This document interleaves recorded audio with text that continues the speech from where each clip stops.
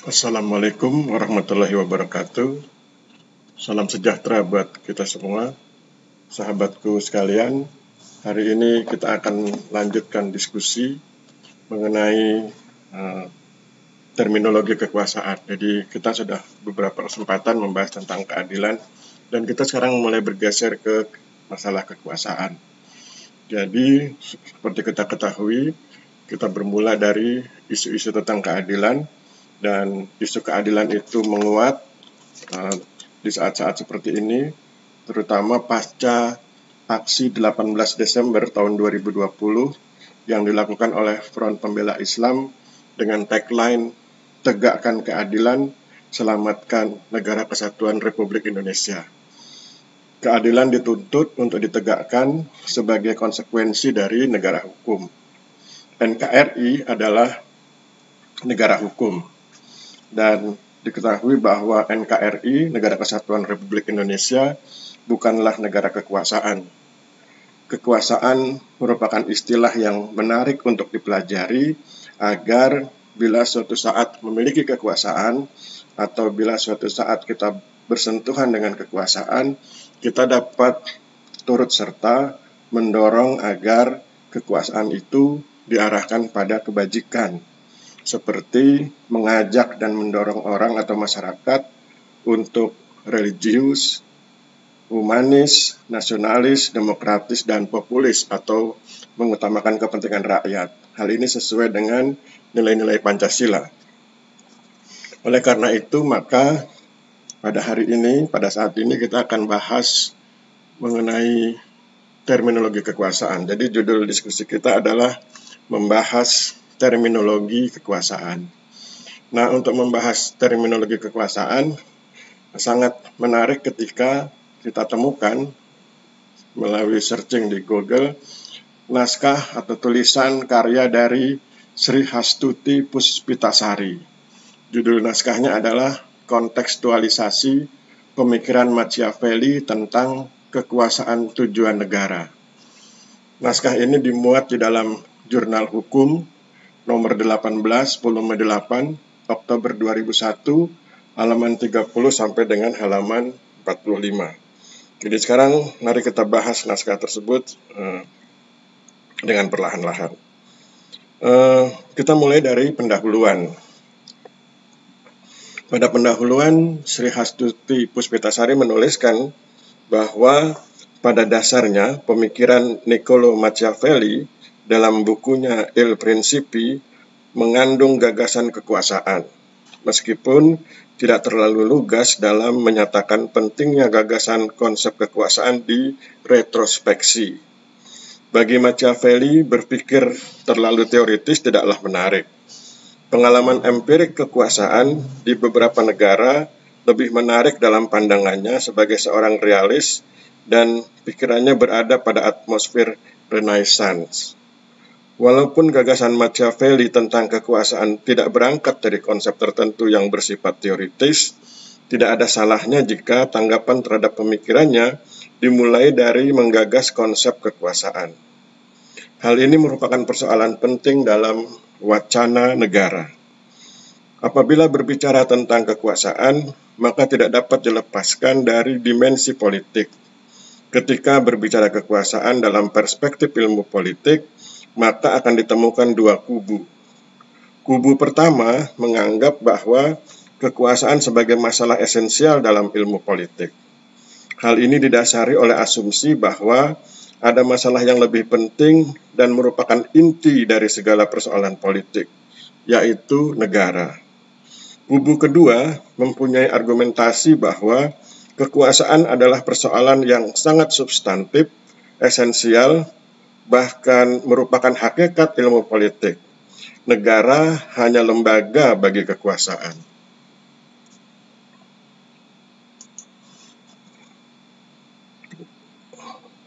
Kekuasaan dalam beberapa konsep banyak dibedah dalam berbagai perspektif, tetapi ketika dihadapkan pada realita praksis, tuntutan yang muncul bahwa kekuasaan harus mengejawantahkan demokrasi, atau orang menyebutnya sebagai ruang kebebasan bagi rakyat. Persoalan signifikan bukan pada apa kekuasaan yang demokratis, melainkan pada bagaimana mewujudkan kekuasaan yang demokratis. Pemikiran Machiavelli tampaknya tidak menyinggung hal ini, sebab bagi Machiavelli kekuasaan negara harus diwujudkan dengan adanya angkatan perang yang kuat dan tangguh, dan raja harus mewujudkannya untuk melindungi rakyat. Bagaimana distribusi kekuasaan raja tidak terlalu penting bagi Machiavelli, sebab di tangan raja segala keputusan berada. Oleh karena itu, kebebasan untuk berpartisipasi dalam mengontrol kekuasaan sangat terbatas. Jadi ini konsep yang diajukan oleh Machiavelli, ya. Kalimat kuncinya adalah kebebasan untuk berpartisipasi dalam mengontrol kekuasaan sangat terbatas. Ini konsep kekuasaan dari Machiavelli. Sekarang kita masuk ke pembahasan mengenai terminologi kekuasaan dalam berbagai perspektif. Bagi Machiavelli, kekuasaan raja atau pemimpin merupakan sumber keabsahan kebijakan-kebijakan kerajaan atau negara. Tanpa kekuasaan, kebijakan tidak mempunyai kekuatan untuk direalisasikan.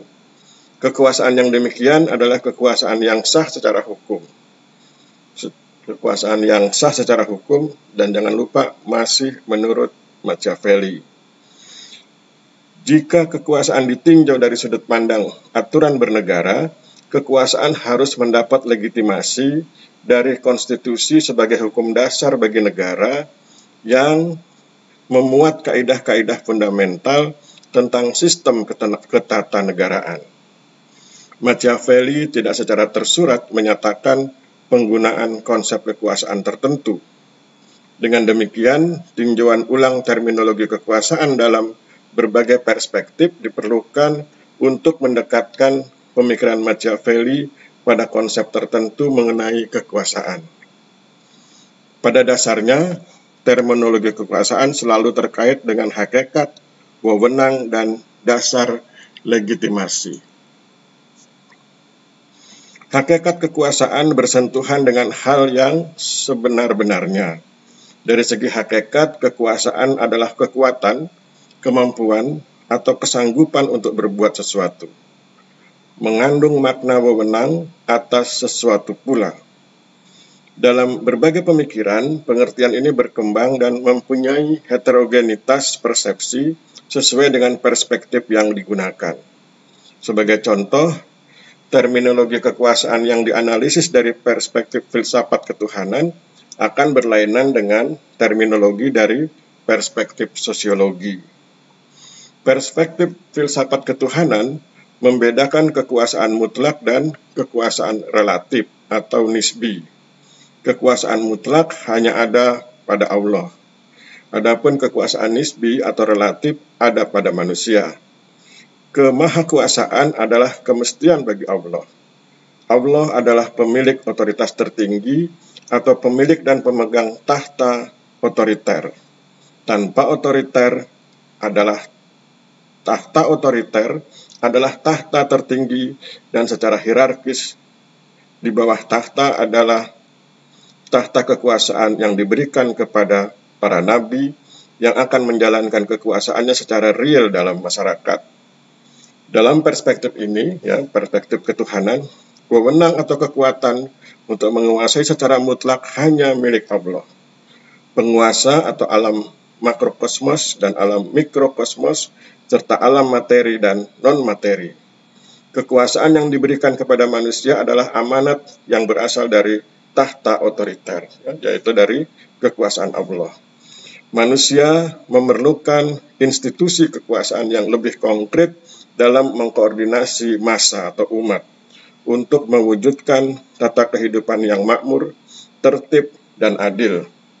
Kerangka pikir seperti ini diakui oleh hampir semua agama, misalnya Islam, Nasrani, dan Yahudi. Sebuah gambaran dari perspektif agama, misalnya dalam tinjauan Islam, Al-Quran telah menggariskan bahwa Allah adalah pemilik segala kerajaan dan maha kuasa atas segala sesuatu. Allah menciptakan manusia dan menurunkan ke bumi dengan satu kekuasaan yang menyertainya. yaitu sebagai khalifah yang akan memakmurkan bumi. Secara kelembagaan, Al-Quran juga menegaskan 3 prinsip pentaatan pada kekuasaan. Pertama, taat kepada Allah sebagai otoritas tertinggi. Kedua, taat kepada Rasulullah yang memegang tugas suci dari kekuasaan tertinggi dengan dasar wahyu yang diterima secara langsung. Ketiga, taat pada para ulil amri atau pemimpin yang telah mendapat kepercayaan untuk memimpin dengan adil sesuai dengan perintah kekuasaan pertama dan kedua, yaitu dari Allah dan Rasulullah. Oleh karena itu, kekuasaan dalam perspektif Islam atau dalam perspektif ketuhanan, maka kekuasaan adalah amanah dan mempunyai sifat metafisis, kosmopolit, dan universal. Karena berlaku untuk alam semesta, Pertanggungjawabannya tidak hanya di dunia tetapi berimplikasi di alam akhirat. Implementasi konsep kekuasaan dalam negara menurut hukum Islam didasarkan atas beberapa prinsip. Muhammad Tahir Ashari mengemukakan bahwa praktek kekuasaan dalam Islam berada pada konsep negara hukum menurut prinsip-prinsip yang terdapat dalam Al-Quran dan Sunnah.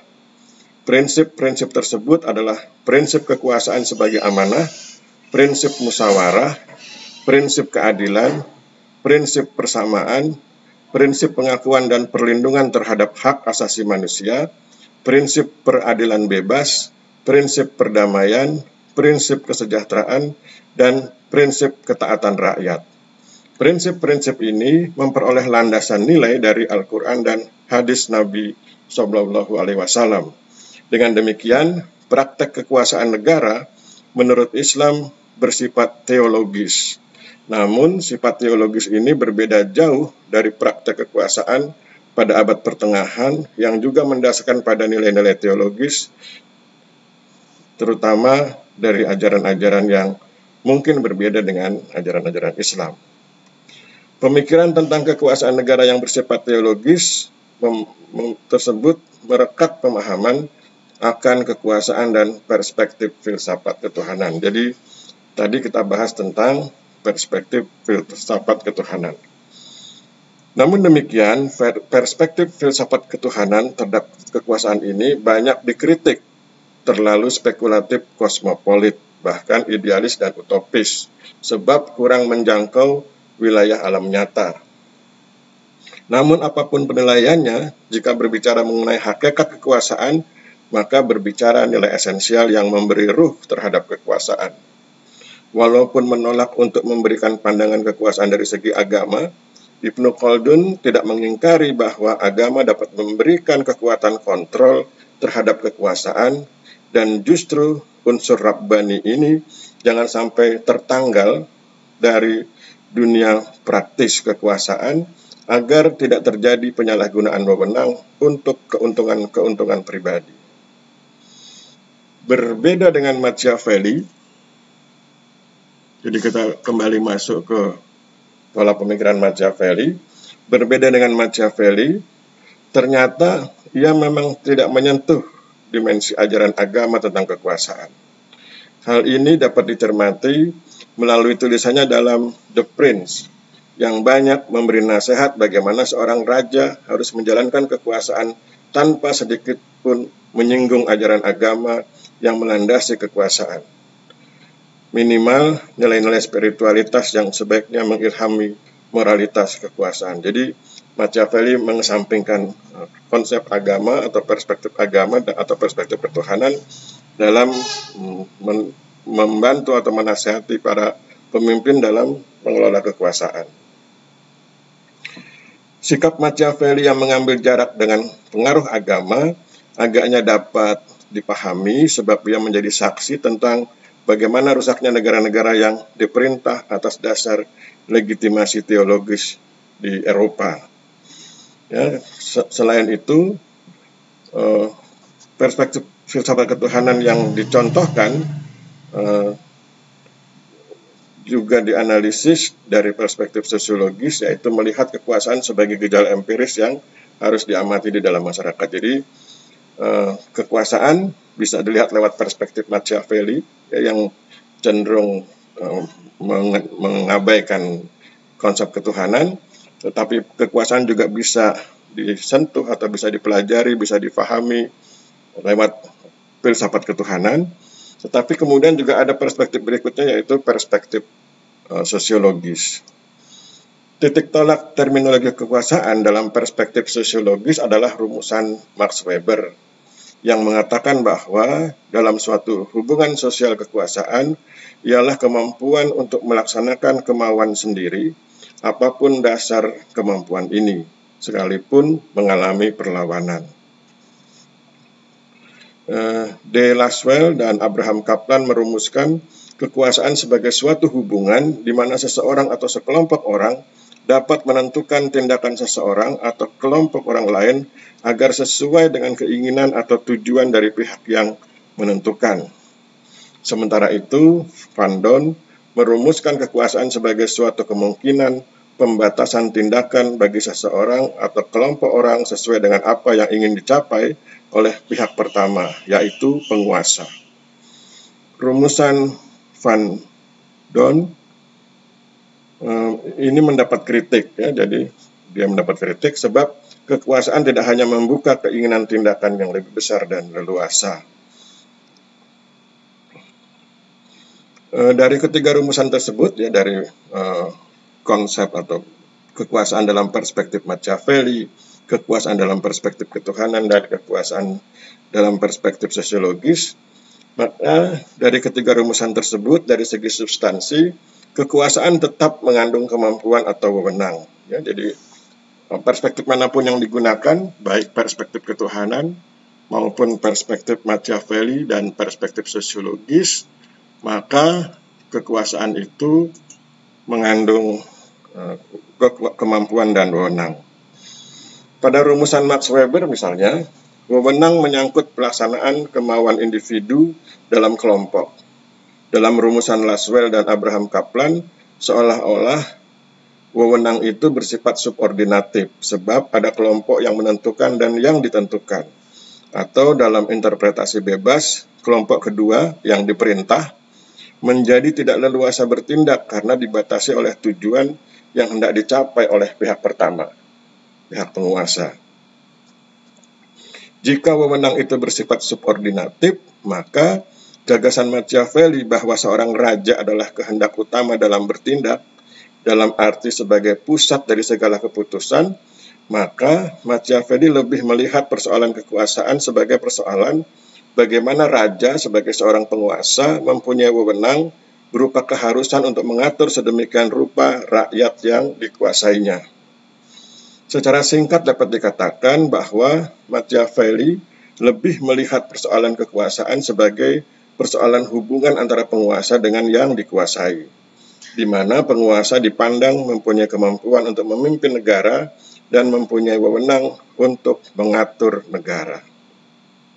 Kekuasaan juga diartikan sebagai dominasi dan pengawasan.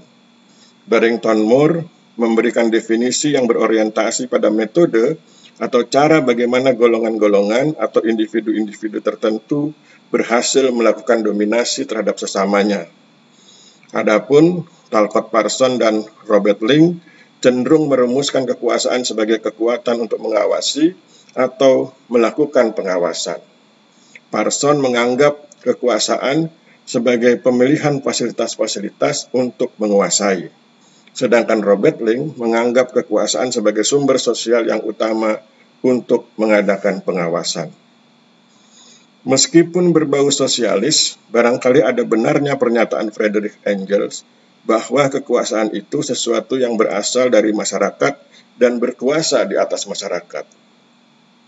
Dari rumusan itu, ternyata kekuasaan dapat ditarik dari pengertian yang lebih umum, yaitu sebagai suatu kesempatan bagi seseorang atau sekelompok orang untuk mewujudkan kehendaknya dalam bentuk suatu aksi sosial bagi mereka yang menentang kehendak maupun tidak.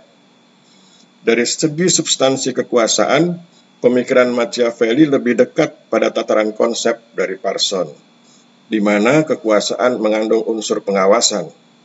Bagi Machiavelli, kekuasaan yang ada pada raja pada akhirnya harus menjelmakan kekuasaan untuk mengawasi tindakan para menteri-menterinya, bangsawan, angkatan perang, dan rakyat.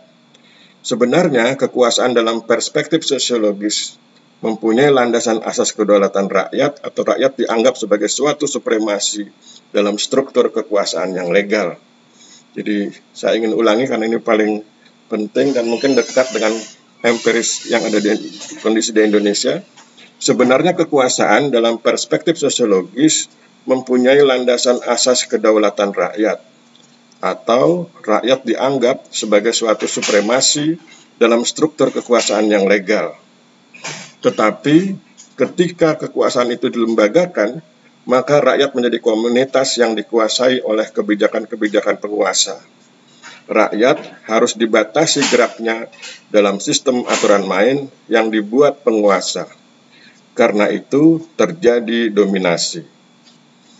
Nah, ini yang saya pikir perlu kita pahami, karena ini yang terjadi dan sering kali bisa dilihat dengan jelas.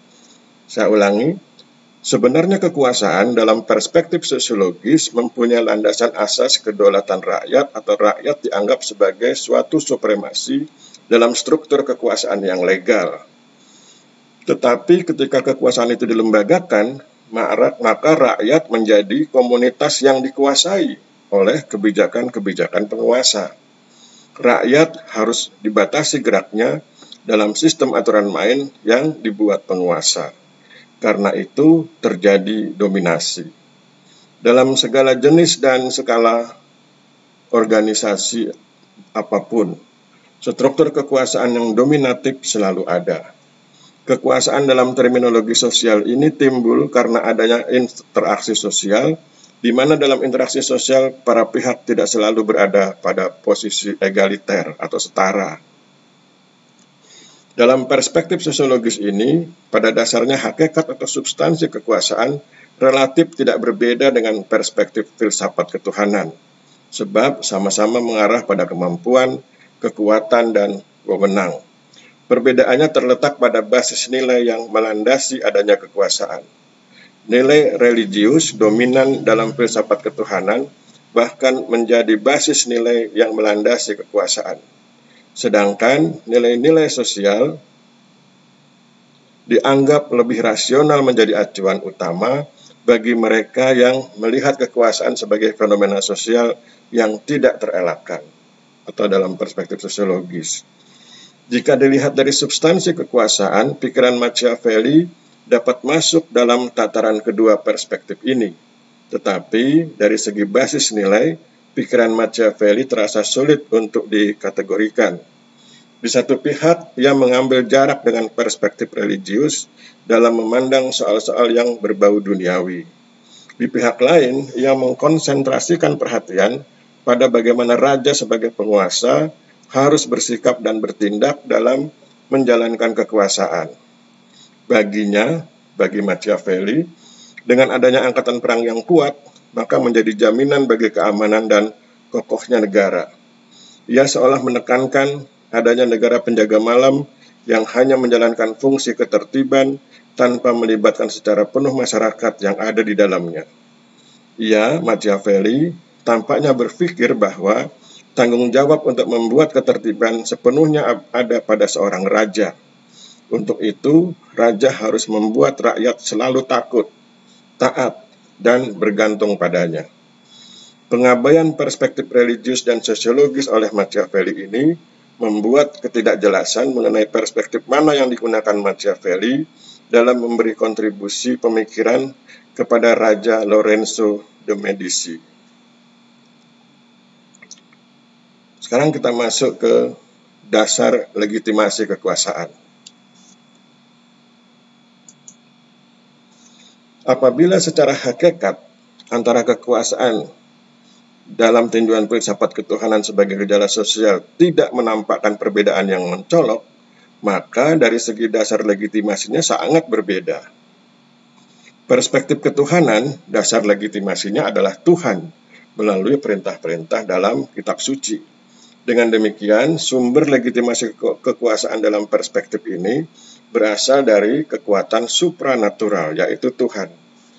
Sedangkan perspektif sosiologis, dasar legitimasinya berasal dari masyarakat.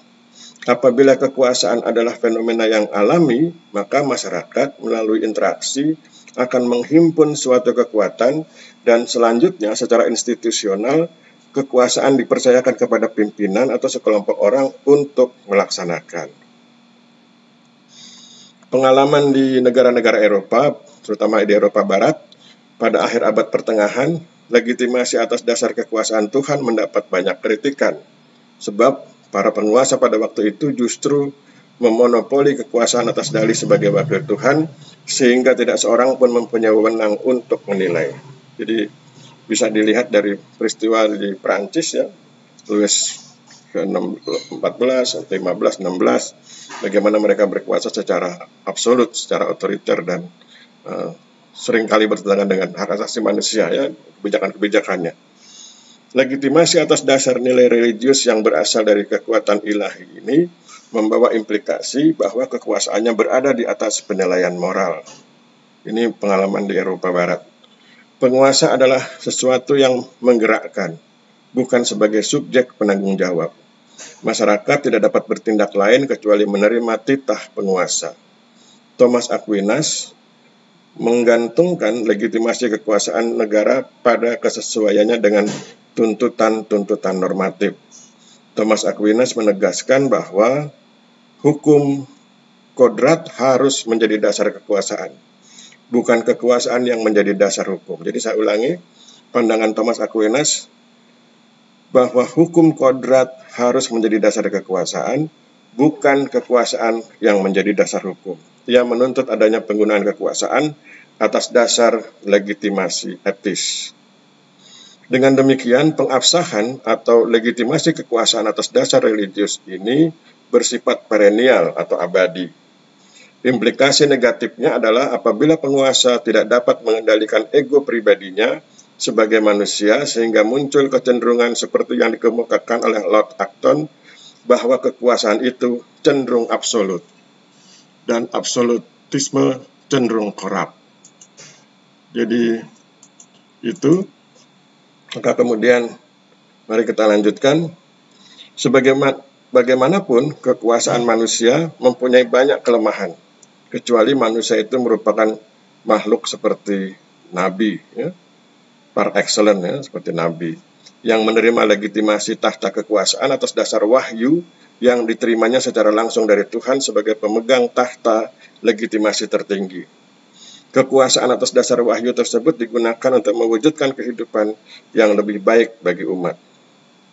Kekuasaan atas dasar legitimasi Tuhan, terutama di Eropa pada abad pertengahan, memberikan preseden bahwa kekuasaan yang mempunyai legitimasi seperti itu ternyata tidak menjamin adanya keadilan bagi rakyat.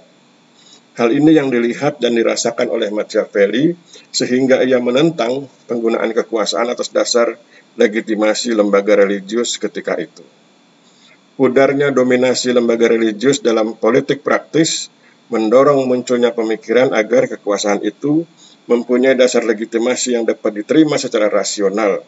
Kemudian muncul suatu pemikiran bahwa dasar kekuasaan itu adalah rakyat atau masyarakat. Ya, jadi kegagalan legitimasi religius di Eropa kemudian memunculkan pemikiran bahwa dasar kekuasaan itu adalah rakyat atau masyarakat.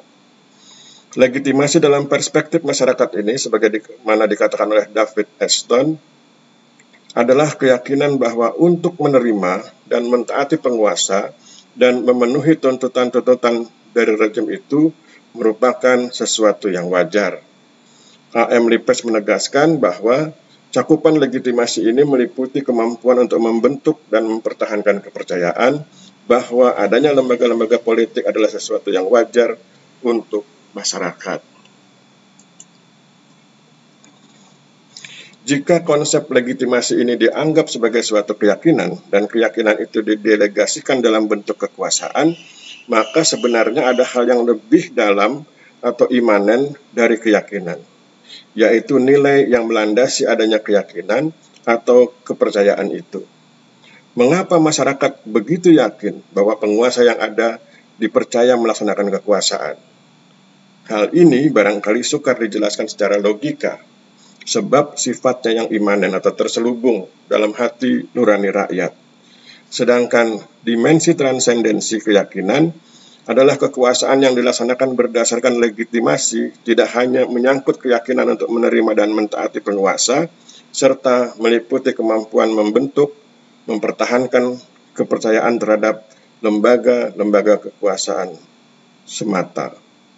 Lebih dari itu, legitimasi menyangkut tentang keyakinan, yaitu nilai kebenaran dan keadilan yang menggerakkan keyakinan pada hati nurani.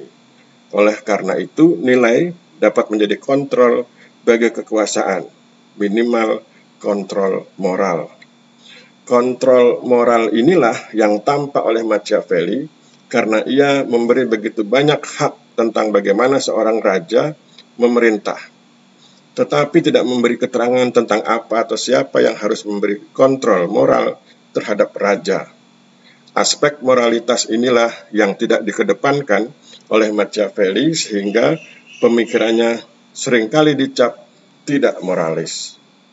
Bagi Machiavelli, legitimasi moral bukanlah hal yang utama sebab kestabilan dan kelestarian kekuasaan lebih penting.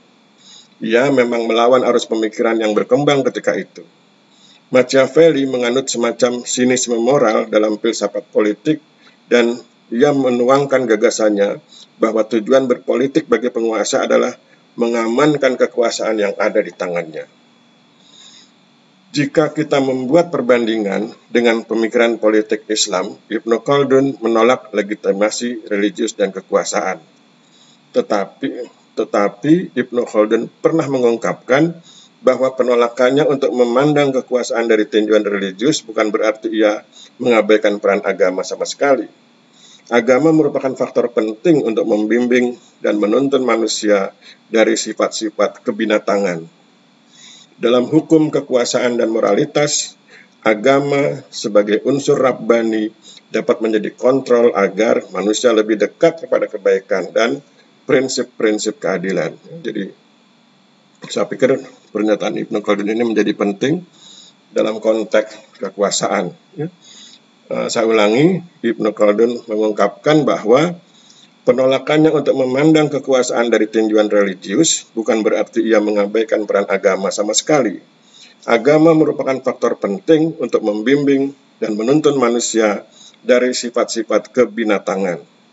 Dalam hubungan kekuasaan dan moralitas, agama sebagai unsur rabbani dapat menjadi kontrol agar manusia lebih dekat kepada kebaikan dan prinsip-prinsip keadilan. Respon yang muncul terhadap dua paradigma legitimasi itu, yaitu legitimasi religius dan legitimasi masyarakat, melahirkan penilaian tajam bahwa legitimasi religius cenderung memberikan status quo bagi penguasa. Machiavelli tampaknya berada pada wilayah ini. Ia begitu apatis terhadap institusi moral yang mengatasi persoalan negara. Hal ini sesuai dengan alam pikiran Renaissance yang menghilangkan segala hal yang bersifat transendental, metafisis, karena dianggap tidak rasional, termasuk upaya di saat itu. Jadi gerakan Renaissance saat itu berusaha memisahkan agama dari negara. Agama dalam pandangan Machiavelli dianggap sebagai institusi moral. Sebaliknya, kritik yang ditujukan kepada legitimasi masyarakat adalah sekularisasi dalam kekuasaan, sehingga kekuasaan jauh dari keberpihakan terhadap kebenaran dan keadilan yang harus ditegakkan di muka bumi. Legitimasi pertama seolah-olah hanya mendasarkan pada pendekatan intuitif. Sebaliknya, legitimasi kedua menekankan pada pendekatan rasional. Jadi, legitimasi religius dianggap sebagai pendekatan intuitif, legitimasi sosiologis yang menekankan pada aspek rakyat atau masyarakat itu dianggap sebagai pendekatan yang rasional. Dalam hal ini sikap Machiavelli tidak terlalu jelas, sebab ia tidak begitu peduli apakah legitimasi kekuasaan raja berasal dari masyarakat atau bukan. Baginya, karena raja sudah memegang kekuasaan, maka ia harus mempertahankannya. Jika menerapkan metode dialektika, legitimasi religius sebagai tesis dan legitimasi masyarakat sebagai antitesis, maka keduanya dapat dipertemukan dengan pernyataan bahwa kekuasaan selain memiliki dimensi legitimasi intuitif atau keyakinan keimanan, juga memiliki dimensi rasional. Tetapi kecenderungan yang besar terjadi pada dominannya pendekatan rasional terhadap kekuasaan. Sebab kekuasaan adalah hal-hal yang empirik dan dapat dikontrol oleh masyarakat. Secara nyata, jadi dapat dikontrol oleh masyarakat secara nyata melalui cara yang logis. Dari segi legitimasi ini, pikiran Machiavelli makin tampak tidak berangkat dari legitimasi religius. Barangkali ia agak condong pada legitimasi masyarakat atau legitimasi sosiologis. Seperti yang dapat kita lihat pada pikirannya tentang kekuasaan yang konstitusional, yaitu kekuasaan yang mendapat dukungan penuh dari rakyat. Dukungan penuh ini mengandung aspek keyakinan yang pada akhirnya melahirkan legitimasi. Sahabat-sahabat sekalian, jadi dari uraian tadi kita dapat melihat bagaimana si penulis berusaha memposisikan jalan pikiran Machiavelli dalam peta kekuasaan. Jadi ada dua kutub kekuasaan, yaitu kekuasaan yang memiliki legitimasi religius dan kekuasaan yang memiliki legitimasi sosiologis. Legitimasi religius atau legitimasi ketuhanan itu menjadikan agama sebagai sumber kekuasaan. Sedangkan legitimasi sosiologis atau legitimasi masyarakat itu menjadikan masyarakat sebagai sumber kekuasaan. Maka kemudian ada proses di mana kekuasaan lahir dari masyarakat yang memberi amanat kekuasaan pada seseorang atau pihak tertentu. Tetapi kemudian penulis naskah ini, yaitu Sri Hastuti Puspitasari, dalam naskahnya kontekstualisasi pemikiran Machiavelli tentang kekuasaan tujuan negara, maka ia menempatkan Machiavelli lebih cenderung pada kekuasaan yang dilegitimasi oleh aspek sosiologis atau legitimasi sosiologis, yaitu kekuasaan yang berbasis pada masyarakat atau berbasis pada rakyat. Saya pikir demikian yang bisa kita bahas pada kesempatan ini. Kita akan bahas pada kesempatan berikutnya tentang retrospeksi atas hakikat dan tujuan negara.